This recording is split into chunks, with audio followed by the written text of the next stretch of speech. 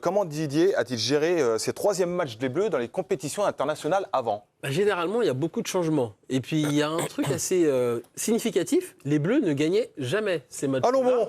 Oui. Regarde, contre l'Équateur mondial 2014, Didier Deschamps avait fait 5 changements. Résultat 0-0. Euro 2016, ensuite, face à la Suisse, 4 changements. Résultat 0-0. Contre le Danemark, même résultat 0-0. Il avait fait 6 changements à l'époque pour permettre aux coiffeurs de jouer.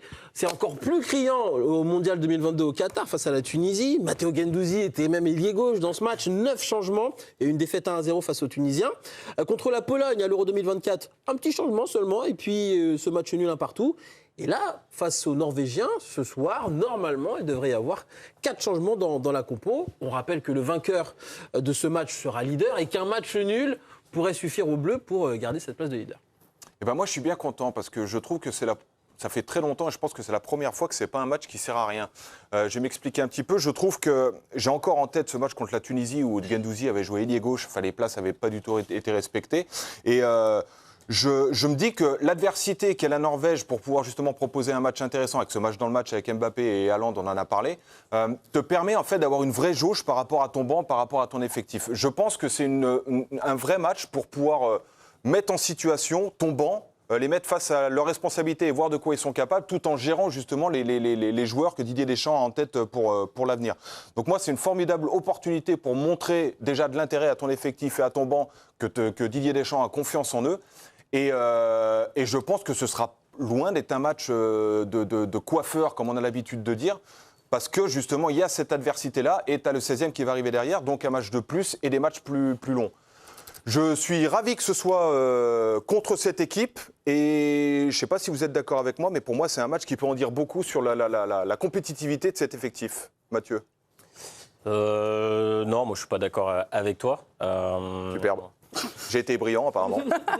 Non, mais parce que, encore une fois, la France est favorite, donc quoi qu'il arrive, ce match n'a aucun impact sur la suite. Ils peuvent très bien perdre, faire un match nul et être champion. Ils peuvent gagner demain et ne pas être champion. Donc, dès l'instant où ce n'est pas un match coup près, il n'y a pas forcément quelque chose à en tirer. En deux, au niveau de la rotation, moi je pense que c'est important qu'ils laissent une vraie équipe type. Là, on n'est plus sur un format où ils vont jouer tous les 3-4 jours. Là, il y a quasiment 6 jours à chaque fois. Donc je pense que c'est bien de laisser une vraie dynamique s'installer, de laisser des joueurs qui ont bien débuté continuer à prendre les repères entre eux, à prendre des repères physiques sur le terrain, à s'adapter. Donc ne pas faire trop de rotation, je pense que c'est important dans cet événement spécifique.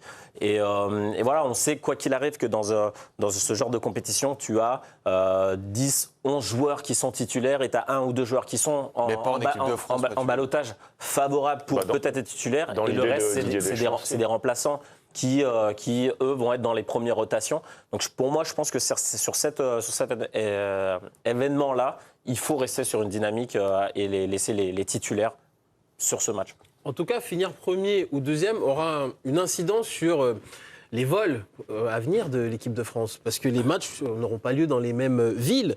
Là, si la France termine première, bon, ok, le 16e de finale, il aura lieu du côté de New York. Mais le 8e de finale à Philadelphie, le quart à Boston. Donc il faut terminer premier pour rester dans cette zone new-yorkaise, j'ai envie de dire. Si la France, elle termine deuxième, le 16e de finale, déjà, il est à Dallas, à 4h15 de vol. Ensuite, ils vont revenir du côté de New York pour le 8e. Déplacement à Miami, qui est à 3h30 de vol, à peu près de Boston. Et la demi-finale aura lieu à Atlanta ou encore la finale à New York. Ça a une incidence, ça, quand même, Hugo ? Je ne pense pas. Si on en est là. Ils ne volent pas en classe bétail. Ils sont mais non, mais c'est vrai, les gars, ils sont en avion privé, en business, ils vont prendre... Mais tu vas mettre un peu de sourire dans tes phrases là. Mais parce que pour moi, ça n'a aucun impact, en fait. Et là où je rejoins Mathieu, c'est que j'ai du mal à comprendre quelque chose avec ces matchs de poule. C'est une usine à gaz, c'est-à-dire que tu es en train de te dire, peut-être qu'il faut mieux être troisième pour jouer le premier, parce que... Mais ça, c'est des trucs de journalistes. Tu sais bien, quand Didier Deschamps et les joueurs, ils veulent gagner. Mais ils veulent... Ouais, mais Ouais, mais je pense que c'est tellement grand, c'est tellement complexe que tu finis par te poser la question. Si c'est pas mieux de jouer la Suisse qui finit première en étant troisième plutôt que gagner ton match. Donc tu mets un but contre ton camp pour être deuxième au cas où parce que le chemin est mieux. Contre ton camp. Mais Hugo, mais personne fait ça. Au niveau, tu fais pas de calcul. Mais tu ne fais pas de calcul une fois que tu es sur le terrain, mais dans la manière de le préparer, dans la manière de composer ton équipe, dans la manière de laisser au repos un tel ou un tel. Tu le fais quand même. Ouais. Tu le fais quand même. Mais tu le fais dans la gestion des matchs après. Tu fais pas sur ce match-là par rapport au fait de prendre l'avion, les déplacements, les machins. Tu fais le match pour essayer d'être pertinent et compétitif avec ton effectif, mais tout en gérant la durée de jeu. Regarde, le fait de pas mettre Rabiot, il a fait 2 matchs, là il fait tourner. Koné a été bon et en fait, c'est un truc à 3. Alors, si Mbappé a déjà joué 2 fois les matchs à fond. Mais Mateta, peut-être qu'il va rentrer. Ah, peut-être. Bah oui, c'est le 3e match. Il a quoi à perdre à faire rentrer Mateta? Mais Mateta, c'est pas l'intendant, Mateta. Mais il n'a rien à perdre. C'est ce qu'on te dit avec Mathieu, c'est que ce match-là n'a absolument aucune importance.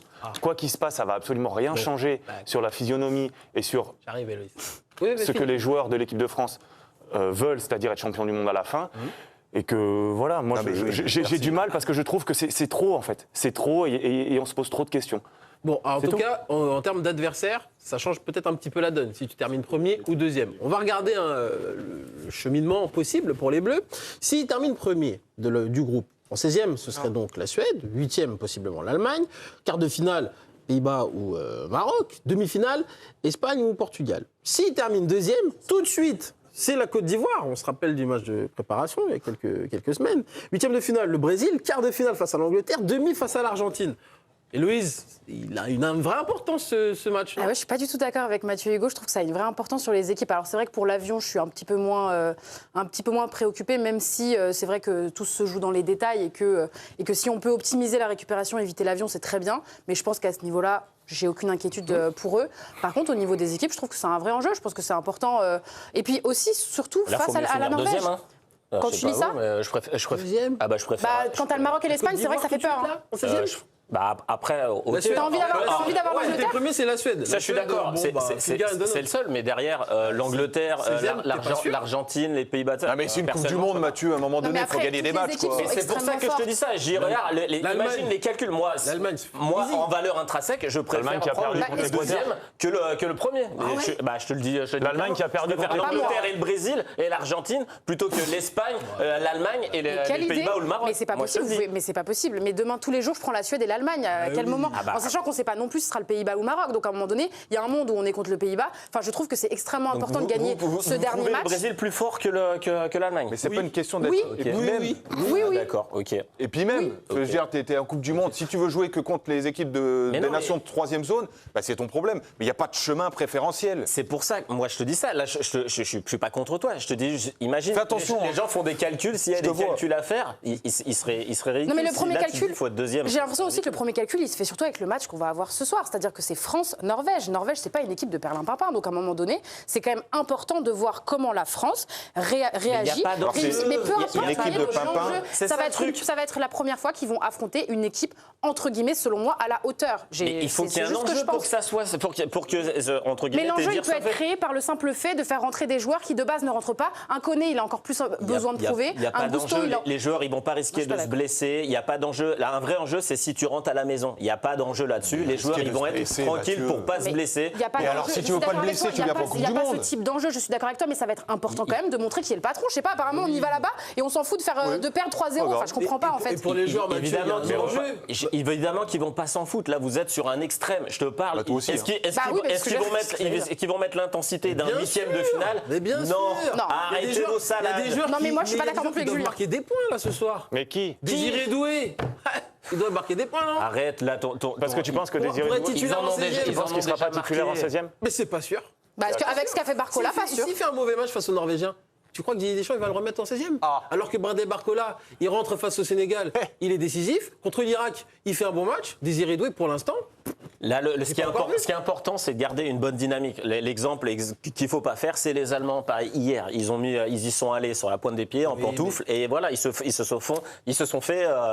L'Allemagne, ils sont pas allés en pantoufles avec la Côte d'Ivoire. Le but, exactement, c'est de mettre l'intensité qu'il faut pour garder une bonne dynamique, ne pas faire un non-match. en se disant ouais il faut y aller là, et au final dans les duels on n'y est pas, on fait pas les appels, on fait de la conservation de ballon, etc. Ce qu'il faut, c'est surtout pas faire ça et mettre les ingrédients pour garder une dynamique, une bonne dynamique. C'est ça le point d'orgue de ce match-là. Mais là, on pense Il y a rien d'autre. J'ai l'impression qu'on pense aussi très franco-français, c'est normal. Hein, c'est pour le match France, mais pour le coup, ce troisième match, il a un vrai enjeu, plus que dans d'autres éditions précédentes, pour la simple et bonne raison que là, on le voit, la Turquie qui a joué comme des fous cette nuit face aux États-Unis, en fait, ils ont essayé de marquer le plus de buts possible, parce que si, à l'inverse, le Paraguay, au final, c'était match nul, mais si le Paraguay perdait, c'était la Turquie qui était en meilleur troisième et pas le Paraguay. Donc au final, tous ces enjeux-là, ça a de l'importance. Ils étaient éliminés, la Turquie. Le problème, s'ils mettaient 3 points et que le Paraguay avait. Mais le problème, c'est ça, c'est que c'est une usine à gaz. Et qu'en fait, je ne sais pas si c'est possible. Peut-être que je vais dire une énormité. Mais il faudrait que, pour éviter ce genre de choses et ce genre de calcul, il faudrait qu'à la fin des matchs de poule, il y ait à nouveau une sorte de tirage et que le meilleur.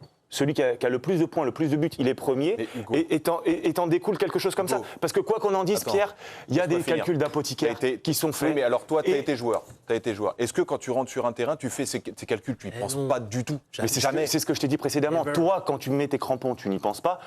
En moindre mesure, je vais te dire, moi je fais un sport qui est un sport différent du vôtre, où tu peux vraiment te faire mal si t'es pas à 100%. Et nous aussi, hein. Oui. Arrête, c'est pas comme le rugby. Mathieu a quand même dit, et il a joué au foot, pas moi, que tu peux mettre un peu le frein à main sur certaines courses, certaines choses, pour pas non plus... ça se voit, hein. Excuse-moi, mais en Coupe du Monde, si tu fais ça, tu te ramasses. C'est surtout ta préparation. Hugo, il l'a dit, c'est ta préparation.